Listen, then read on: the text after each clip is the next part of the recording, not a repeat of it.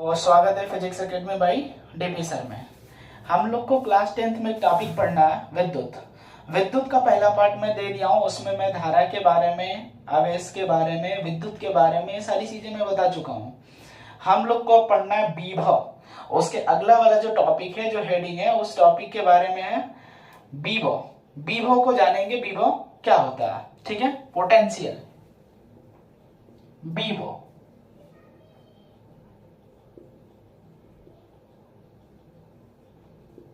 Potential.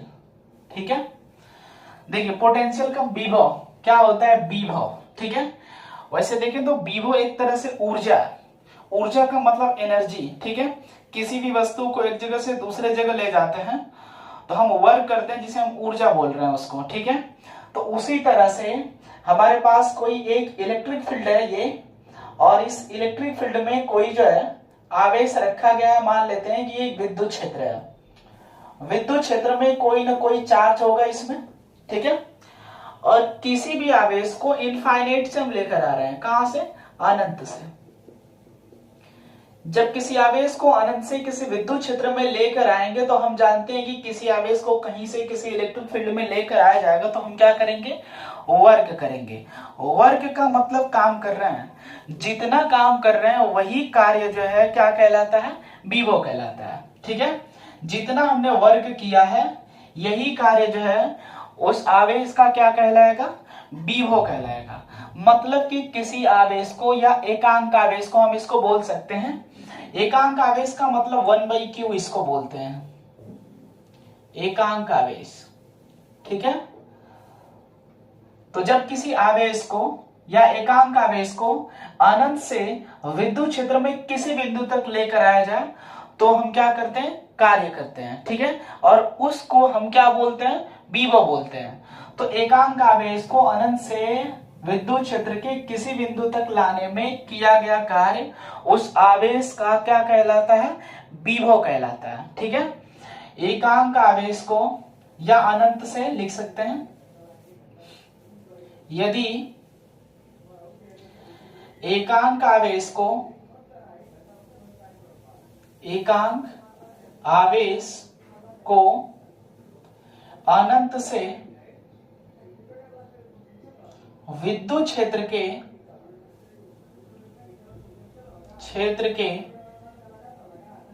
किसी बिंदु तक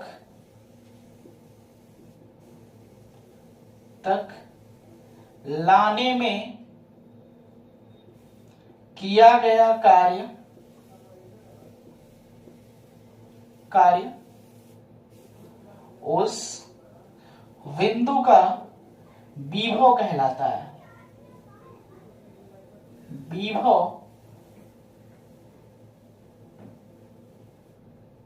कहलाता है। ठीक है, उस बिंदु का क्या कहलाता है, विभव कहलाता है। ठीक है, यदि एकांक आवेश को अनंत से विद्युत क्षेत्र के किसी बिंदु तक लाने में जितना कार्य किया जाता है उस बिंदु का क्या बोलते हैं, उसको विभव बोलते हैं। विभव को भी से रिप्रेजेंट करते हैं, किससे, भी से। ठीक है, विभव लिख लेते हैं इसको, विभव को भी से प्रदर्शित करते हैं, किससे, भी से प्रदर्शित करते हैं। अगला हमारा पॉइंट ये है कि हम जब किसी एकांक आवेश को लेकर आए हैं तो वर्क किए हैं तो उसे हम क्या बोलते हैं, विभव बोलते हैं। ठीक है, विभव का सूत्र हम थोड़ा सा ज्ञात कर लेते हैं इसको। मान लेते हैं कि यदि Q आवेश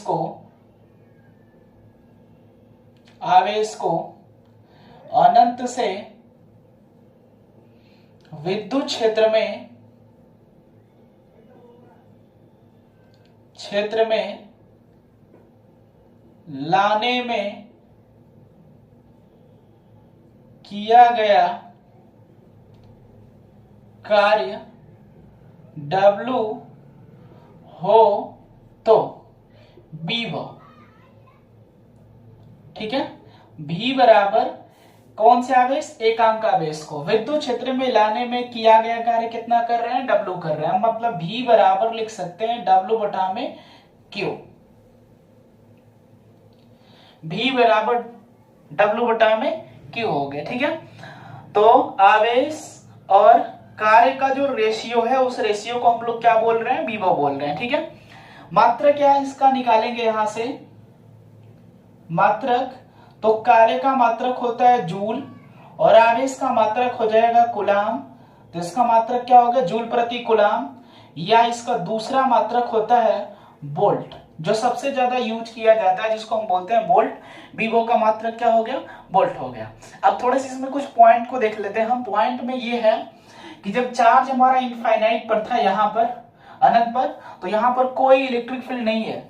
जब वहां पर कोई इलेक्ट्रिक फील्ड नहीं है तो वहां का जो विभव हो गया इस वाले पॉइंट का, ये शून्य होगा क्योंकि v का मान 0 होगा। ठीक है, अनंत पर कोई इलेक्ट्रिक फील्ड नहीं है, और जब कोई इलेक्ट्रिक फील्ड नहीं है तो यहाँ का विभव कितना होगा, शून्य होगा। v बराबर हम लोग फार्मूला E बटे में कितना पढ़े हुए, d। इलेक्ट्रिक फील्ड, ये d को कांस्टेंट मान लेते हैं, दूरी एक तरह से वहां पर।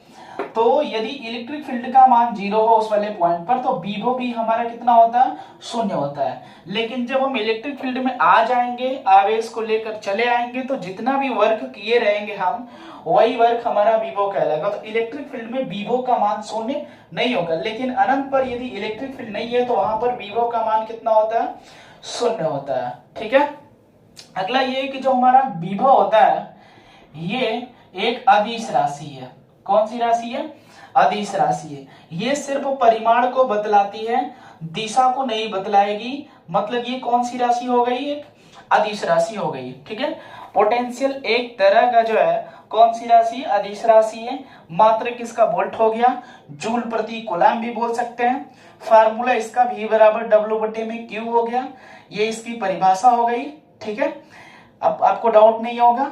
इसके बाद हम लोग अगला टॉपिक पढ़ेंगे, इसी से रिलेटेड एक और टॉपिक है जिसको हम बोलते हैं विभवांतर। ठीक है, विभवांतर के बारे में पढ़ेंगे हम लोग थोड़ा सा। इसको आप कहीं नोट कर लीजिएगा स्क्रीनशॉट लेकर, मैं इसको मिटा देता हूं। ठीक है,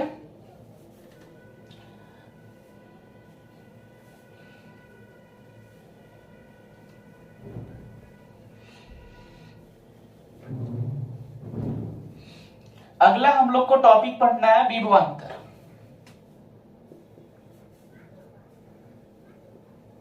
विभवांतर जिसको बोलते हैं पोटेंशियल डिफरेंस, पोटेंशियल डिफरेंस।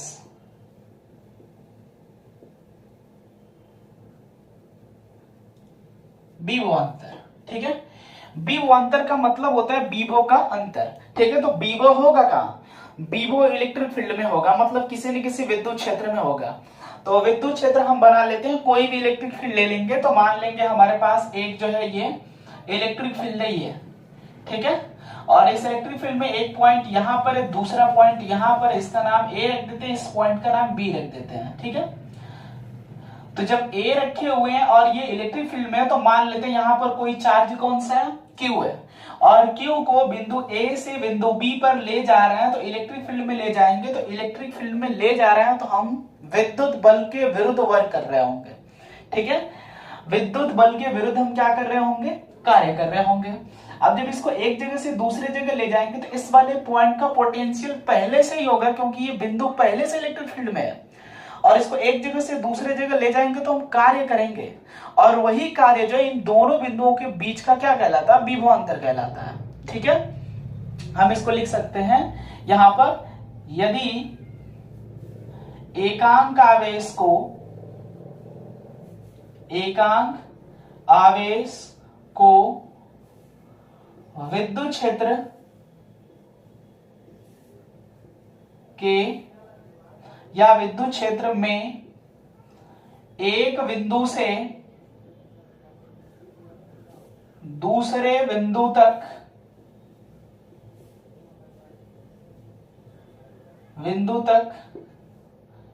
ले जाने में किया गया कार्य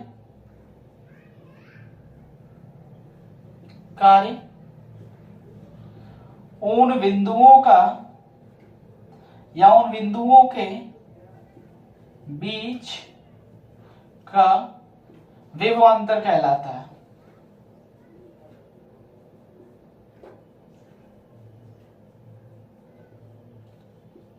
कहलाता है। उन बिंदुओं के बीच विभवांतर कहलाता है या विभवांतर, ठीक है, लिख सकते हैं इसको। चलिए, विभवांतर और विभव में अंतर यह है कि जब विभव पढ़ रहे थे तो हम उसी चार्ज को किसी इनफाइनाइट वाले बिंदु से लेकर आ रहे थे, लेकिन जब विभवांतर पढ़ रहे हैं तो उसी चार्ज को किसी इलेक्ट्रिक फील्ड के एक बिंदु से दूसरे बिंदु तक लेकर जा रहे हैं। दोनों में डिफरेंस ये है, ठीक है। बाकी सारी चीजें वही है कि एक बिंदु से दूसरे बिंदु तक ले जाएंगे तो हम विद्युत बल के विरुद्ध वर्क कर रहे हैं। वहां पर जब हम लेकर आ रहे थे तो अनंत से लेकर आए थे, लेकिन फिर भी हम वर्क कर रहे थे, ठीक है। यहां पर भी वर्क कर रहे हैं, लेकिन खास बात यह है कि दोनों के दोनों पॉइंट इलेक्ट्रिक फील्ड में रहेंगे और वहां पर एक पॉइंट इलेक्ट्रिक फील्ड में रहेगा, दूसरा पॉइंट इलेक्ट्रिक फील्ड से कहां रहेगा, बाहर रहेगा, किसी इनफाइनाइट पर रहेगा, जहां पर इलेक्ट्रिक फील्ड का मान कितना हो, 0 हो, ठीक है। अब हम एक बिंदु से दूसरे बिंदु तक इसको ले जा रहे हैं, तो हम ये लिख सकते हैं कि यदि Q आवेश को या एकांक आवेश को लिख सकते हैं, एकांक आवेश को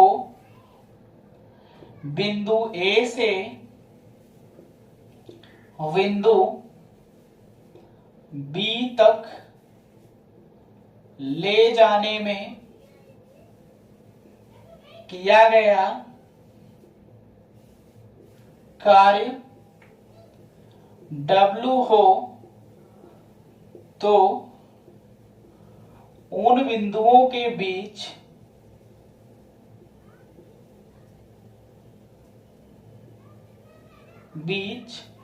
विभवांतर,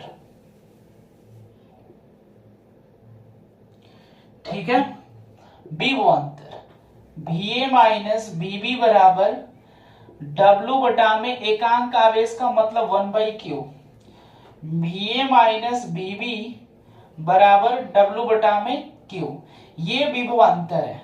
कहीं कहीं किसी किताब में डेल्टा V बराबर W बटा में Q लिखा है, तो ये भी गलत नहीं, ये भी सही है। डेल्टा V का मतलब विभव में परिवर्तन, विभव में परिवर्तन का मतलब दोनों के दोनों जो है बिंदु किसी न किसी इलेक्ट्रिक फील्ड में होंगे, इसलिए इसको डेल्टा V लिखा गया। अगर एक इलेक्ट्रिक फील्ड के बाहर हो और एक इलेक्ट्रिक फील्ड के अंदर हो तो सिर्फ V लिखेंगे, क्योंकि एक का मान 0 हो जाएगा, एक का मान बचा रहेगा, ठीक है। तो ये हो गया। बाकी मात्रक इसका वही होगा जो मात्रक विभव का है, तो इसका मात्रक हम लोग लिख सकते हैं जूल प्रति कूलाम, या इसका दूसरा मात्रक हम लोग क्या लिख सकते हैं, वोल्ट लिख सकते हैं। ये भी एक तरह का कौन सी राशि है, अदिश राशि है, विभव से रिलेटेड है, ठीक है। तो ये भी अदिश राशि है। यहां पर ये देखेंगे कि दोनों के दोनों इलेक्ट्रिक फील्ड जब ये दोनों के दोनों बिंदु किसी इलेक्ट्रिक फील्ड में है, तो यहाँ का जो पोटेंशियल होगा इस बार 0 नहीं होगा, ए का भी कुछ ना कुछ पोटेंशियल होगा, बी का भी कुछ ना कुछ पोटेंशियल होगा। अगर ये बी इलेक्ट्रिक फील्ड के बाहर आ जाए तो उसका पोटेंशियल 0 हो जाएगा, क्योंकि इलेक्ट्रिक फील्ड के बाहर जैसे ही जाएगा तो यहाँ पर इसका विद्युत क्षेत्र 0 हो जाएगा जब ये इलेक्ट्रिक फील्ड से बाहर निकलेगा, और जहां पर इलेक्ट्रिक फील्ड 0 हो वहां पर विभव भी कितना होता है, 0 होता है। तो ये हमारा विभवांतर है, और इससे पिछला वाला जो टॉपिक हम बताया वो विभव है, ठीक है। तो विभव और विभवांतर आपको समझ में आ गया होगा। इसके बाद अगला टॉपिक हम लोग पढ़ेंगे रेजिस्टेंस के बारे में, विद्युत प्रतिरोध के बारे में, कि विद्युत प्रतिरोध क्या होता है, ठीक है। मैं इसको मिटा देता हूं, आगे हम लोग चल रहे हैं, ठीक।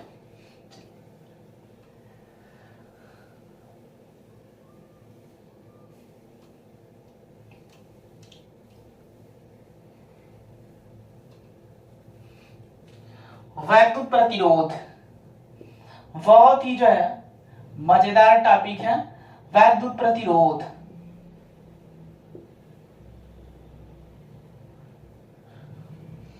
इलेक्ट्रिक रेजिस्टेंस,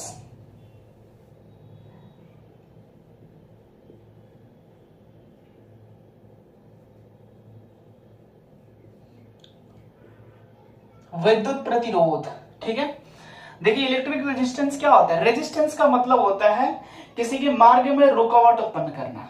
रुकावट का मतलब कि यदि कोई जो है इलेक्ट्रॉन एक स्थान से दूसरे स्थान तक गति कर रहा है या धारा प्रवाहित हो रही है, तो उसके मार्ग में क्या उत्पन्न कर दे, रुकावट उत्पन्न करे। विद्युत का मतलब होता है चार्ज, ठीक है, और प्रतिरोध का मतलब होता है रोकना, चार्ज को रोक दे। और चार्ज जब एक स्थान से दूसरे स्थान तक जाएंगे नहीं तो उसमें धारा प्रवाहित नहीं होगी, ठीक है। चार्ज में कौन से चार्ज, इलेक्ट्रॉन, इलेक्ट्रॉन जो होते हैं वही गति करते हैं। इन इलेक्ट्रॉनों को कौन से इलेक्ट्रॉन बोलते हैं? मुक्त इलेक्ट्रॉन, फ्री इलेक्ट्रॉन होते हैं ये। इन इलेक्ट्रॉनों को कौन से इलेक्ट्रॉन बोलते हैं? मुक्त इलेक्ट्रॉन, जिनको फ्री इलेक्ट्रॉन बोलते हैं। ठीक है। अब ये इलेक्ट्रॉन चालक के भीतर इधर उधर गति कर रहे थे, लेकिन जब प्रतिरोध की बात आई तो ये प्रतिरोध क्या कर दिया कि इन इलेक्ट्रॉनों को रोक दिया, और जब इलेक्ट्रॉन रुक गए तो उस परिपथ में धारा प्रवाहित नहीं होगी। ठीक है। तो विद्युत प्रतिरोध के बारे में जानते हैं किसी भी चालक का। ठीक है। किसी चालक का वह गुण जो धारा के मार्ग में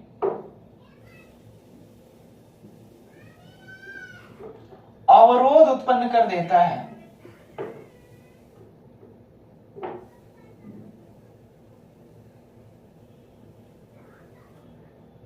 करता है, चालक का वैद्युत प्रतिरोध कहलाता है।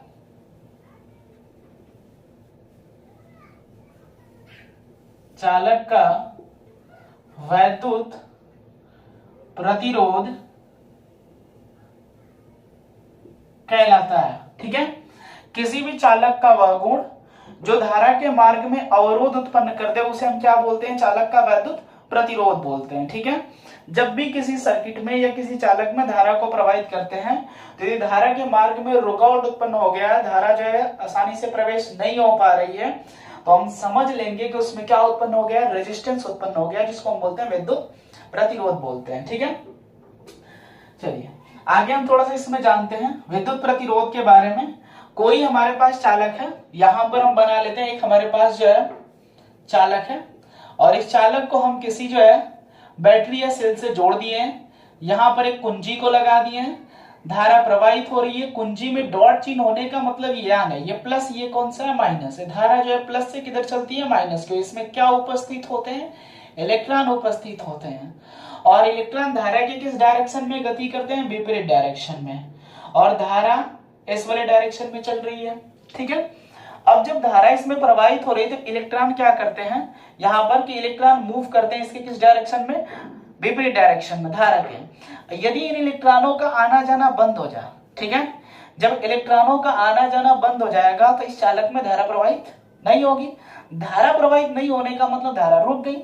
धारा रुकने का मतलब इस चालक में क्या उत्पन्न हो गया? एक रेजिस्टेंस उत्पन्न हो गया, एक प्रतिरोध उत्पन्न हो गया जो धारा के मार्ग में रुकावट उत्पन्न कर दिया। ठीक है। धारा के मार्ग में क्या उत्पन्न कर दिया? रुकावट उत्पन्न कर दिया। ठीक है। इसे हम चालक का क्या बोलते हैं? वैद्युत प्रतिरोध बोलते हैं, जिसको किससे प्रदर्शित करते हैं? वैद्युत प्रतिरोध को आर से। वैद्युत प्रतिरोध को आर से प्रदर्शित करते हैं। ठीक है। मान लेंगे कि यदि किसी चालक में आई धारा प्रवाहित करने पर चालक के सिरों के बीच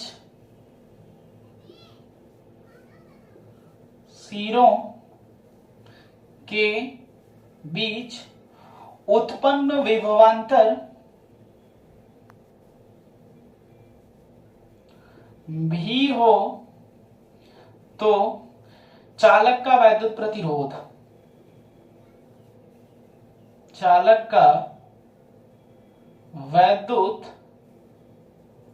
प्रतिरोध R बराबर V बटा में I। ठीक है। R बराबर कितना हो गया? V बटा में I। चालक में जब धारा I प्रवाहित करेंगे तो इलेक्ट्रॉन एक जगह से दूसरी जगह गति करेंगे, तो इसका ये सिरा और ये सिरा, इन दोनों सिराओं के बीच उत्पन्न विभवांतर को हमने कितना मान लिया? V मान लिया है। इसलिए चालक का वैद्युत प्रतिरोध R बराबर V बटा में कितना हो गया? I हो गया। आगे हम थोड़ा सा देखेंगे कि चालक का वैद्युत प्रतिरोध R का यदि मात्रक हम निकालेंगे, ठीक है, तो मात्रक इसका विभव का मात्रक अभी बताया वोल्ट और धारा का मात्रक होता है एम्पीयर, तो इसका मात्रक हो गया वोल्ट प्रति एम्पीयर। ठीक है। दूसरा मात्रक इसका इसी वोल्ट प्रति एम्पीयर को बोलते हैं ओम।